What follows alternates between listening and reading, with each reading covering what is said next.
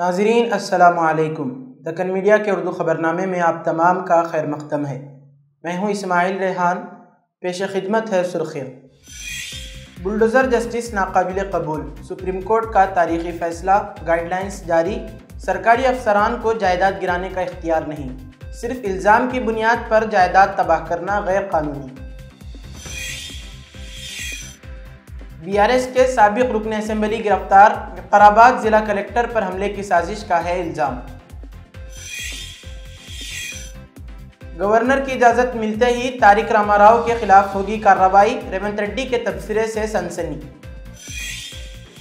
तालिबान हुकूमत ने मुंबई में कायम किया अफगान मिशन, इकरामुद्दीन कामिल को बनाया कायम मकाम कौंसिल जनरल।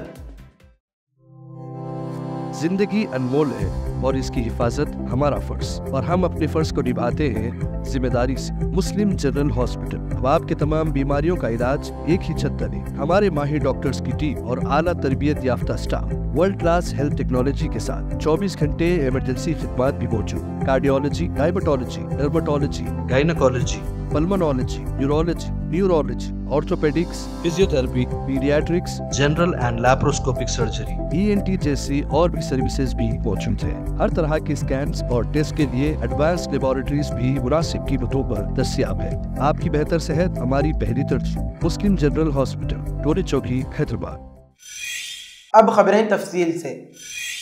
बुलडोज़र जस्टिस पर जमीयत उलमा हिंद की अर्जदाश्त पर फैसला सुनाते हुए सुप्रीम कोर्ट ने बुलडोज़र जस्टिस को नाकाबिल कबूल करार दिया। सुप्रीम कोर्ट ने वाज़ेह किया कि हुक्काम मनमाने तरीके से काम नहीं कर सकते।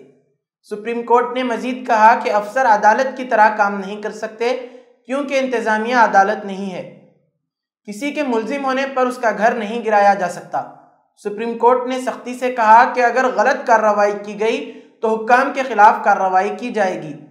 अदालत ने वाज़ेह किया कि यह अमल आइन के तहत अफराद के हुकूक की खिलाफ वर्जी है और इसका मकसद कानून की हुक्मरानी की ज़मानत देना है। अदालत ने इस बात पर जोर दिया कि जब तक कोई शख्स मुजरिम साबित न हो जाए, उसकी जायदाद को सिर्फ इल्ज़ाम की बुनियाद पर तबाह करना गैर कानूनी है। सुप्रीम कोर्ट ने कहा कि हुकूमतों और उनके एहलकारों को यह इख्तियार नहीं है कि वो किसी फ़र्द को मुजरिम करार देकर उसकी जायदाद तबाह करें। ये फैसला आइन के उसूलों के तहत अफराद की हिफाजत के हक़ में है जो इन्हें रियासती ताकत के मनमाने इस्तेमाल से बचाता है। अदालत ने इस बात की वजाहत की कि कानून की हुक्मरानी में इस बात को यकीनी बनाया जाता है कि शहरियों की जायदाद बगैर किसी माकूल वजह के नहीं छीनी जा सकती। इस फैसले में हुकूमतों और उनके अफसरान को मुतनब्बे किया गया कि वह कानून के दायरे कार से बाहर जाकर किसी को सज़ा देने के तौर पर जायदाद के इंहिदाम का अमल न करें। यह फैसला उन मुताद्दद केसेस के तनाजुर में आया है जहाँ रियासतों ने सियासी या समाजी वजूहात की बिना पर अफराद की जायदादें तबाह की हैं और ये कार्रवाई अक्सर अक़लियती ग्रुपों और मखसूस बिरादरियों के खिलाफ हुई। इंसानी हुकूक की तंजीमों ने इस अमल को मजहबी इम्तियाज़ और इंसानी हुकूक की संगीन खिलाफ वर्जी करार दिया था। अदालत ने मजीद कहा कि जब भी किसी जायदाद को मुनहदिम करने का हुक्म दिया जाए, उसके लिए अदलिया की निगरानी ज़रूरी है ताकि किसी भी किस्म की गैर कानूनी कार्रवाई से बचा जा सके।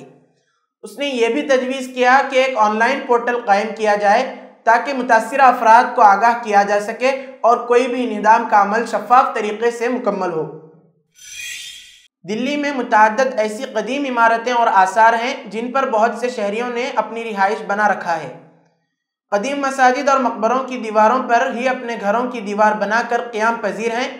अब तो कुछ सोसाइटियों ने कदीम इमारतों पर कब्जा करके अब दुकानें और मॉल्स बनाए जा रहे हैं। कौमी राजधानी दिल्ली में इसी तरह का एक वाक़या सामने आया है जिस पर सुप्रीम कोर्ट ने सख्त सरजनिश की। इत्तला के मुताबिक सुप्रीम कोर्ट ने दिल्ली वाक़े डिफेंस कॉलोनी में मौजूद एक मकबरे पर RWA यानी रेसिडेंट वेलफेयर एसोसिएशन के नाजायज़ कब्जे मामले में आज सख्त नाराज़गी का इजहार किया। सुप्रीम कोर्ट ने शेख अली की गुमटी वाले मकबरी मामले में दाखिल एक अर्जी पर समाअत करते हुए RWA को फिटकार लगाई और कहा कि आप इस तरह नाजायज़ कब्जा कैसे कर सकते हैं। इस मामले में अदालत ने अगस्त माह में CBI को जांच करने की हिदायत दी थी। CBI ने अदालत को अपनी रिपोर्ट सौंप दी, जिसको देखने के बाद जस्टिस सिद्धांशु धुलिया और जस्टिस एहसानुद्दीन अमानुल्लाह की बेंच ने इस मामले पर समाअत आगे बढ़ाई। इस दौरान सुप्रीम कोर्ट ने RWA से कहा कि आपकी इस मकबरे में दाखिल होने की हिम्मत कैसे हुई। जवाब में RWA के वकील ने कहा कि हम वहाँ दहाइयों से थे, इस पर जस्टिस अमानुल्लाह ने कहा कि इस तरह की मंजूरी नहीं दी जा सकती। फिर जवाब में RWA के वकील ने कहा कि हम नहीं होंगे तो गैर समाजी अनासिर वहां आएंगे। ये सुनकर जस्टिस धुलिया ने कहा कि आप तो अंग्रेज हाकिमों की तरह बोल रहे हैं। कोडंगल के साबिक MLA पट्टनम नरेंद्र रेड्डी को पुलिस ने हिरासत में ले लिया है। इन्हें हैदराबाद के बंजारा हिल्स में KBR पार्क के करीब सुबह वॉकिंग के दौरान गिरफ्तार किया गया। इब्तदाई इत्तलाआत के मुताबिक नरेंद्र रेड्डी को विकाराबाद के जिला कलेक्टर पर हमले की साजिश में गिरफ्तार किया गया है। विकाराबाद जिले के दडियाला मंडल के लगाचरला गांव में पीर को कलेक्टर और दीगर ओहदेदारों पर हमले के बाद पुलिस ने रात में ही कार्रवाई शुरू कर दी। रात के वक्त इलाके में बरक़ी की सरबराही मुअत्तल कर दी गई, इंटरनेट सर्विस बंद कर दी गई और कई घरों में छापे मारे गए। तकरीबन 300 पुलिस एहलकारों ने हिस्सा लिया और मुख्तलिफ मकामात से 55 अफराद को हिरासत में लेकर पुलिस स्टेशन मुंतकिल कर दिया गया। तफ्तीश के बाद 16 किसानों को अदालत में पेश किया गया, जहां से इन्हें 14 दिन की अदालती तहवील में परगी सब जेल मुंतकिल कर दिया गया। उमूमी तौर पर फ़िरक़ावाराना फसादात और दीगर संगीन जराइम के दौरान इंटरनेट खिदमात मुअत्तल की जाती हैं, लेकिन इस वाक़े के बाद किसानों के एहतजाज के दौरान भी इंटरनेट सर्विस मुअत्तल कर दी गई। हुक्काम ने डडियाला, कोडंगल और बुनर्सपेट मंडलों में इंटरनेट की खिदमात मुकम्मल तौर पर रोक दी है। चीफ मिनिस्टर तेलंगाना रेवंत रेड्डी जो दिल्ली के दौरे पर हैं, उन्होंने BRS के कारगुजार सदर तारिक रामाराव से मुताल्लिक़ सनसनीखेज़ तबसरा किया है। चीफ मिनिस्टर ने दिल्ली में मीडिया से बातचीत करते हुए कहा कि KTR इरेस स्कैम से बचने के लिए दिल्ली आए हुए हैं। गवर्नर से इजाज़त मिलते ही उनके खिलाफ कार्रवाई की जाएगी। गवर्नर की जानिब से इजाज़त में रुकावट के मकसद से KTR दिल्ली के दौरे पर हैं। रेवंत रेड्डी ने कहा कि BJP कायदीन से KTR की मुलाकात से BJP और BRS के दरमियान छुपा हुआ रिश्ता सामने आ चुका है। केरला हुकूमत ने पीर को 2 IAS ओहदेदारों KG गोपाल कृष्णन और N प्रशांत को डिसिप्लिन शिकनी के इल्ज़ाम में मुअत्तल कर दिया। रिपोर्ट के मुताबिक गोपाल कृष्णन को मजहबी बुनियाद पर मिलो हिंदू अफसरान के नाम से व्हाट्सएप ग्रुप बनाने पर और प्रशांत को सोशल मीडिया पर एक सीनियर IAS अफसर पर तनकीद करने की बिना पर मुअत्तल किया गया है। ज़राए ने PTI को बताया कि चीफ मिनिस्टर पिनाराई विजयन ने चीफ सेक्रेटरी से मौसूला रिपोर्ट की बुनियाद पर उन अफसरान की मुअत्तली का हुक्म दिया। गोपाल कृष्णन महकमा सनअत व तिजारत के डायरेक्टर थे, जबकि प्रसाद महकमा ज़राअत और फलाह व बहबूद में स्पेशल सेक्रेटरी के ओहदे पर फायज थे। प्रसाद ने हाल ही में फेसबुक पर एडिशनल चीफ सेक्रेटरी A जायतियलक पर बेबुनियाद खबरें फैलाने का इल्ज़ाम आयद किया। उनका कहना था कि जायतियलक मीडिया के जरिए उनके खिलाफ झूठे इल्ज़ामात फैलाने की कोशिश कर रहे हैं। मीडिया रिपोर्ट में कहा गया कि प्रशांत के दौर में अवनंथी के अहम दस्तावेजात जो कि दर्ज फहरिस्त ज़ातों और दर्ज फहरिस्त कबाइल की फलाह व बहबूद के मंसूबे से मुताल्लिक़ थे, गायब हो गए थे। मजीद बताया गया कि जायतियलक ने इस मामले की रिपोर्ट चीफ मिनिस्टर को भेजी है। गोपाल कृष्णन ने पुलिस को शिकायत की थी कि उनके व्हाट्सएप अकाउंट को मजहबी बुनियाद पर ग्रुप बनाने के लिए इस्तेमाल किया गया। उन्होंने हिंदू अफसरान के लिए एक मखसूस व्हाट्सएप ग्रुप बनाया था। जब इसका इल्म हुआ तो उनके खिलाफ तहकीकात की गई, जिस पर उन्होंने व्हाट्सएप अकाउंट हैक होने की शिकायत की। तिरुवनंतपुरम पुलिस ने तहकीकात करके रिपोर्ट रियासती पुलिस सरबराह को पेश कर दी। ताहम पुलिस ने वाज़ेह किया कि अफसर के फ़ोन के हैक होने के शवाहिद नहीं मिले। केरला के वजीर रेवेन्यू के राजन ने कहा कि सरकारी अफसरान को नज़्म व ज़ब्त का पाबंद रहना चाहिए और जो अफसर उसकी खिलाफ वर्जी करते हैं उनके खिलाफ सख्त कार्रवाई की जाएगी। पीर की रात जारी किए गए मुअत्तली के अहकामात में कहा गया कि दोनों अफसरान की कार्रवाइयाँ संगीन नज़्म व ज़ब्त की खिलाफ वर्जी हैं। चीफ सेक्रेटरी शरदा मुरलीधरन के हुक्म में कहा गया कि गोपाल कृष्णन ने बार बार अपने फ़ोन को फैक्ट्री रिसेट किया था, जिससे इस बात साबित होता है जिससे यह साबित होता है कि उनके फ़ोन पर कोई बैरूनी दखलंदाजी नहीं हुई थी। हुकूमत का ख्याल है कि गोपाल कृष्णन का व्हाट्सएप ग्रुप सरकारी अफसरान में तफरीका पैदा करने के लिए बनाया गया था, जबकि N प्रशांत को सीनियर अफसर के खिलाफ तौहीन आमेज बयानात देने पर मुअत्तल किया गया। प्रयागराज में पब्लिक सर्विस कमीशन के सामने उम्मीदवारों का मुजाहरा आज दूसरे दिन भी जारी है। तलबा दूसरी रात भी पब्लिक सर्विस कमीशन के सामने खड़े रहे। मुख्तलिफ अजला के उम्मीदवार शमे रोशन करके एहतजाज कर रहे हैं। तलबा एक दिन एक इम्तिहान का मुतालबा करते हुए एहतजाज कर रहे हैं। Uttar Pradesh public service commission ने PCS प्रीलिम्स 2024 और RO या ARO प्रीलिम्स 2023 के इम्तिहानात 2 दिनों में 2 शिफ्टों में मुनाकिद करने का फैसला किया है।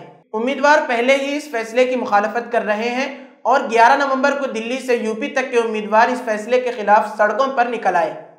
उम्मीदवारों ने यूपी पब्लिक सर्विस कमीशन के गेट नंबर 2 पर गैर मुअय्यना मुद्दत की हड़ताल का ऐलान किया है। उनका कहना है कि यह एहतजाज उस वक्त तक जारी रहेगा जब तक कमीशन यह फैसला वापस नहीं ले लेता।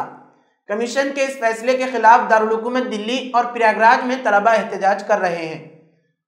उम्मीदवारों का कहना है कि नॉर्मलाइजेशन का राज लाने से कुछ उम्मीदवारों को फायदा होगा और कुछ को नुकसान होगा।